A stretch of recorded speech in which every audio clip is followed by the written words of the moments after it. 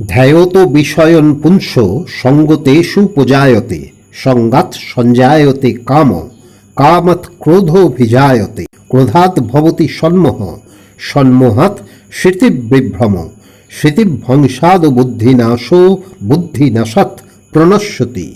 বিষয়সমূহ চিন্তা করতে করতে তৎসমূহে মানুষের আসক্তি জন্মায়। আসক্তি থেকে কামনা সৃষ্টি হয়।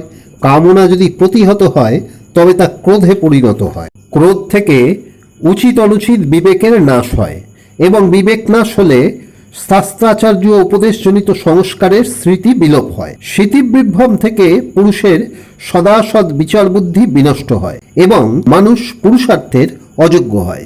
গীতার এই দুটি শ্লোককে সংসারী মানুষ যদি সম্পূর্ণ গীতার মর্যাদা দিয়ে সারা জীবনের জন্য হৃদয়ে গেঁথে নিতে পারেন তবে তা গীতাকে প্রণাম করে তুলে রাখার চেয়ে শ্রেষ্ঠ।